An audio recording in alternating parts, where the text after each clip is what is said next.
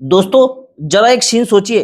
अगर कल सुबह उठते ही आपको पता चले कि जिस बैंक में आपने पूरी जिंदगी की कमाई रखी थी, वहां ब्याज तो मिल रहा है, लेकिन महंगाई उससे भी तेज आपके पैसे की वैल्यू खा रही है।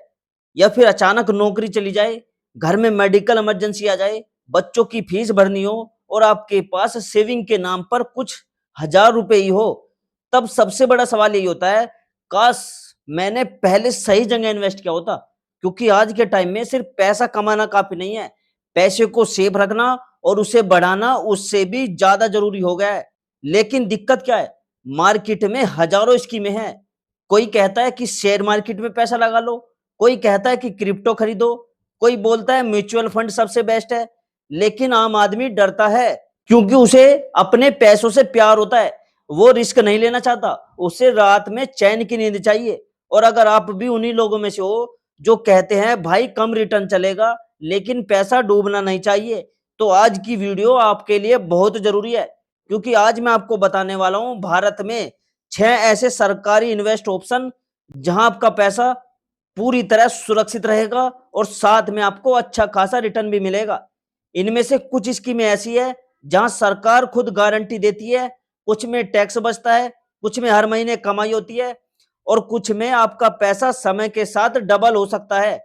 और सबसे खास बात, इसमें इन्वेस्ट करने के लिए करोड़पति होना जरूरी नहीं है, 500 रुपए से भी आप शुरुआत कर सकते हो। तो वीडियो को एंड तक जरूर देखिएगा, क्योंकि मैं आखिर में आपको बताऊंगा कि कौन सी स्कीम किस उम्र के लोगों के लिए सबसे बेस्ट है और कहां इन्वेस्ट करके लोग सबसे बड़ी गलती कर देते हैं। तो चलिए शुरू करते हैं। देखो, नंबर 1 पर आती है बैंक एफडी यानी फिक्स डिपॉजिट। अब देखिए, भारत में अगर किसी से पूछा जाए कि सबसे सुरक्षित इन्वेस्टमेंट क्या चीज है, तो ज्यादातर लोग तुरंत बोलते हैं एफडी। और सच कहूं तो इसका कारण भी है, क्योंकि एफडी में आपको पहले दिन से पता होता है कि कितने समय बाद कितना पैसा मिलेगा। ना मार्केट ऊपर नीचे होने का डर, ना शेयर मार्केट क्रैश होने की टेंशन। बस पैसा जमा करो और तय ब्याज पाओ। और यही वजह है कि करोड़ों भारतीय आज भी एफडी पर सबसे ज्यादा भरोसा करते हैं। अब मान लो आपने 5 लाख रुपए की एफडी करवाई और बैंक आपको 7% ब्याज दे रहा है, तो आपको पहले दिन से ही पता रहेगा कि मैच्योरिटी पर कितना पैसा मिलेगा। यानी पूरी प्लानिंग आसान है। और सबसे बड़ी बात, अगर आपने 5 साल वाली टैक्स सेविंग एफडी ली है, तो आपको इनकम टैक्स में भी छूट मिल जाती है। यानी एक तरफ पैसा भी सुरक्षित और दूसरी तरफ टैक्स की भी बचत। बहुत से लोग ये सोचते हैं कि बैंक कभी डूब गया तो क्या होगा। तो आपको मैं बता दूं, भारत में डीआईसीजीसी नाम की सरकारी संस्था होती है, जो आपके बैंक डिपॉजिट को 5 लाख रुपए तक की सुरक्षा देती है। यानी अगर बैंक भी बंद हो जाए तो 5 लाख रुपए तक की आपकी रकम सुरक्षित होगी। लेकिन यहाँ लोग एक बड़ी गलती करते हैं, वो अपनी पूरी जिंदगी की सेविंग एक ही बैंक में डाल देते हैं। देखो, ऐसा बिल्कुल भी मत करो। अगर आपके पास पैसा ज्यादा है, तो उसे अलग अलग बैंकों में बांटकर एफडी करो, इससे रिस्क और कम हो जाता है। अब बात करते हैं नंबर 2 की, जो लंबे टाइम से इन्वेस्ट के लिए भारत की सबसे ताकतवर स्कीम मानी जाती है, पीपीएफ यानी पब्लिक प्रोविडेंट फंड। दोस्तों, अगर कोई मुझसे पूछे कि ऐसी कौन सी स्कीम है जहां पैसा भी सेफ हो, टैक्स भी बचे और लंबे समय में बड़ा फंड भी बन जाए, तो मेरा जवाब होगा पीपीएफ स्कीम। क्योंकि इसमें सरकार की गारंटी होती है, आपका पैसा लगभग 100% सुरक्षित होता है। अब समझिए इसकी ताकत क्या है। देखो, मान लीजिए कोई व्यक्ति हर महीने सिर्फ 5,000 रुपए पीपीएफ में जमा करता है, तो 15 साल बाद उसके पास लाखों रुपए का फंड बन जाएगा। और सबसे खास बात, इस पर मिलने वाला ब्याज भी टैक्स फ्री और मैच्योरिटी का पैसा भी टैक्स फ्री। यानी जो कमाया वो पूरा आपका। अब यही वजह है कि भारत में बहुत से लोग बच्चों की पढ़ाई, शादी या रिटायरमेंट के लिए पीपीएफ को सेलेक्ट करते हैं। लेकिन एक सच्चाई समझो, पीपीएफ देखो उन लोगों के लिए नहीं है जो हर समय पैसा निकालना चाहते हैं, क्योंकि इसमें लंबा लॉक इन होता है। यानी अगर आपने पैसा डाला तो आपको धैर्य रखना पड़ेगा, पेशेंस रखना पड़ेगा। लेकिन जो लोग लंबी सोच रखते हैं, उनके लिए ये स्कीम सोने की खान साबित हो सकती है। अब अगली स्कीम सुनो, जो आज के युवाओं के लिए बहुत जरूरी है, एनपीएस यानी नेशनल पेंशन सिस्टम। दोस्तों, भारत में सबसे बड़ी गलती क्या होती है पता है? लोग पूरी जिंदगी कमाते रहते हैं, लेकिन रिटायरमेंट की तैयारी नहीं करते। उन्हें लगता है कि अभी तो उम्र पड़ी है।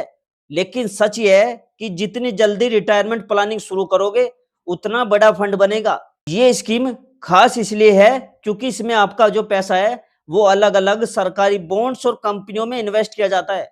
और लंबे टाइम में कंपाउंडिंग का जबरदस्त फायदा मिलता है। अब मान लो कोई 25 साल की उम्र से हर महीने 5,000 रुपए एनपीएस में डालना शुरू करता है, तो रिटायरमेंट तक करोड़ों का फंड बनने की संभावना रहती है। और यहाँ सबसे बड़ा फायदा क्या है? टैक्स बचत। एनपीएस में आपको 80सी के अलावा 50,000 रुपए तक की टैक्स छूट मिल सकती है, यानी टैक्स भी बचा और रिटायरमेंट की तैयारी भी हो गई। लेकिन एनपीएस उन लोगों के लिए बेस्ट है जो लंबे टाइम तक पैसा इन्वेस्ट कर सकते हैं। अगर आपको हर थोड़े समय में पैसे निकालने की आदत है, तो फिर ये स्कीम आपके लिए नहीं है। दोस्तों, भारत में सोना सिर्फ गहना नहीं होता, इमोशन होता है। शादी हो, त्योहार हो या मुश्किल टाइम हो, सोना हमेशा काम आता है। लेकिन आज के टाइम में समझदार लोग सिर्फ ज्वेलरी नहीं खरीदते, वो गोल्ड ईटीएफ और सॉवरेन गोल्ड बॉन्ड यानी एसजीबी में इन्वेस्ट करते हैं। अब इसका फायदा क्या है? देखो, पहला तो है आपको सोना घर में रखने का डर नहीं है। दूसरा, मेकिंग चार्ज नहीं देना पड़ता। तीसरी चीज है, एसजीबी में सरकार हर साल ब्याज भी देती है। और लंबे टाइम में अगर सोने का भाव बढ़ता है तो अलग फायदा मिलता है। आपने देखा भी होगा कि जब दुनिया में तनाव बढ़ता है या शेयर मार्केट गिरता है, तो लोग सोने की तरफ भागते हैं, क्योंकि सोने को सेफ हेवन माना जाता है, यानी मुश्किल समय का सहारा। लेकिन लोग यहाँ भी गलती करते हैं। कुछ लोग पूरा पैसा सिर्फ सोने में लगा देते हैं। ऐसा देखो बिल्कुल भी मत करो। सोना पोर्टफोलियो का हिस्सा होना चाहिए, पूरा पोर्टफोलियो नहीं होना चाहिए। अभी तो सरकार की तरफ से भी कुछ बयान आ रहे हैं, जिसमें मोदी सरकार ने खास अपील की थी कि सोना अभी मत खरीदो, सोना उसमें खरीदो डिजिटल में, वो अच्छा रहेगा। अब अगली स्कीम सुनो, जिसका नाम सुनकर गांव के लोग सबसे ज्यादा खुश हो जाते हैं, किसान विकास पत्र। दोस्तों, नाम भले किसान विकास पत्र हो, लेकिन इसमें कोई भी इन्वेस्ट कर सकता है। और इसकी सबसे बड़ी खासियत क्या है? समय के साथ पैसा डबल हो जाता है। जी हाँ, अगर आप इसमें इन्वेस्ट करते हो तो तय समय के बाद आपका पैसा लगभग 2 गुना हो सकता है। क्योंकि ये सरकार समर्थित स्कीम है, इसलिए लोग इसे काफी सुरक्षित मानते हैं। अब सोचो, अगर आपने बच्चों के नाम से छोटी उम्र में इन्वेस्ट शुरू किया, तो आगे चलकर बड़ा फंड बन सकता है। लेकिन यहाँ भी पेशेंस जरूरी है, क्योंकि इसमें लॉक इन पीरियड होता है, यानी बार बार पैसा निकालने वालों के लिए ये सही नहीं है। अब बात करते हैं उस स्कीम की जो मिडिल क्लास लोगों के लिए सबसे बड़ी दोस्त है, आरडी यानी रिकरिंग डिपॉजिट। देखिए, हर किसी के पास लाखों रुपए नहीं होते। बहुत लोग हर महीने थोड़ा थोड़ा बचाते हैं, और ऐसे लोगों के लिए आरडी शानदार ऑप्शन है। मान लीजिए आपकी सैलरी 20,000 रुपए है और आप हर महीने सिर्फ 1,000 रुपए बचा सकते हो, तो आरडी आपकी बचत को आदत बना देती है। हर महीने पैसा कटता रहेगा और धीरे धीरे अच्छा फंड भी बन जाएगा। अब लोग सोचते हैं 1,000 रुपए बचाने से क्या होगा, लेकिन यही छोटी बचत समय के साथ बड़ी रकम बनती है। और यही अमीर लोग भी करते हैं। वो अचानक अमीर नहीं बनते, डिसिप्लिन से बनते हैं। और आरडी भी आपको वही डिसिप्लिन सिखाती है। अब एक और जरूरी बात, अगर आपके पास इमरजेंसी फंड नहीं है, तो सबसे पहले आरडी या सेविंग से शुरुआत करो, क्योंकि जिंदगी में कब क्या हो जाए कोई नहीं जानता। अब दोस्तों, इन 6 स्कीमों के अलावा जो मैंने आपको बताई, 2 ऐसी ऑप्शन भी है जो भारत में काफी लोकप्रिय है। पहला है एनएससी यानी नेशनल सेविंग सर्टिफिकेट, और दूसरा है post office monthly income scheme.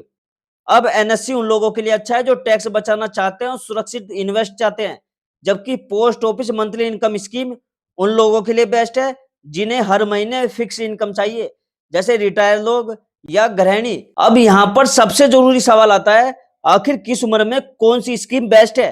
देखो, अगर आपकी उम्र 20 से 30 साल है, तो आपको लंबी अवधि वाली स्कीमों पर फोकस करना चाहिए, जैसे पीपीएफ, एनपीएस और थोड़ा गोल्ड, क्योंकि आपके पास टाइम है और समय ही सबसे बड़ी ताकत है। और अगर आपकी उम्र 35 से 50 के बीच है, तो आपको सेफ्टी और ग्रोथ दोनों का बैलेंस होना चाहिए, यानी कुछ पैसा एफडी में रखो, कुछ पीपीएफ में रखो, कुछ एनपीएस में रखो। और अगर आप रिटायरमेंट के करीब हो, तो ज्यादा रिस्क बिल्कुल भी मत लीजिए। FD, senior citizen saving scheme और मंथली इनकम स्कीम जैसे ऑप्शन बेहतर हो सकते हैं। दोस्तों, एक बात और यहाँ पर समझ लो, कोई भी जो इन्वेस्ट है वो 100% परफेक्ट नहीं होता। हर स्कीम के फायदे भी होते हैं, नुकसान भी होते हैं। लेकिन सबसे बड़ी गलती क्या है पता है? निवेश ही ना करना, इन्वेस्ट ही ना करना। ये लोगों की सबसे बड़ी गलती करते हैं। बहुत लोग पूरी जिंदगी सिर्फ सोचते रह जाते हैं कि अगले महीने शुरू करूंगा, थोड़ा पैसा और आ जाए, फिर इन्वेस्ट करूंगा, और इसी इंतजार में टाइम निकल जाता है। याद रखिए, इन्वेस्टमेंट सबसे जरूरी अमाउंट नहीं, हैबिट होती है। 500 रुपए से शुरुआत करने वाला इंसान भी आगे चलकर बड़ा फंड बना सकता है, इस चीज का ध्यान रखना। लेकिन जो सिर्फ सोचता रहता है, वो कभी शुरुआत ही नहीं कर पाता। और एक और आखिरी जरूरी बात, किसी भी स्कीम में पैसा लगाने से पहले उसके नियम जरूर समझो, क्योंकि आजकल सोशल मीडिया पर बहुत लोग आधी अधूरी जानकारी देकर लोगों को गुमराह करते हैं। इसलिए हमेशा ऑफिशियल जानकारी देखें और जरूरत पड़े तो फाइनेंशियल एडवाइजर की भी सलाह ले। बाकी दोस्तों, अगर आपको ये वीडियो पसंद आई हो तो वीडियो को लाइक कीजिएगा, कमेंट करके बताइएगा कि आप किस स्कीम में इन्वेस्ट कर रहे हैं या किस में करने की सोच रहे हैं, ठीक है? और चैनल पर नए हो तो सब्सक्राइब जरूर कर लेना, क्योंकि यहाँ हम आपको आसान भाषा में सभी जानकारी देते हैं, बैंकिंग से रिलेटेड, इन्वेस्टर से रिलेटेड और जो सरकार द्वारा योजनाएं आती है उनसे रिलेटेड, ठीक है? हर चीज की जानकारी आपको यहाँ मिलेगी, फाइनेंशियल जानकारी। और मैं मिलता हूँ दोस्तों आपसे अगली वीडियो में एक नई जानकारी, एक नए अपडेट के साथ। तब तक के लिए दोस्तों जय हिंद, जय भारत।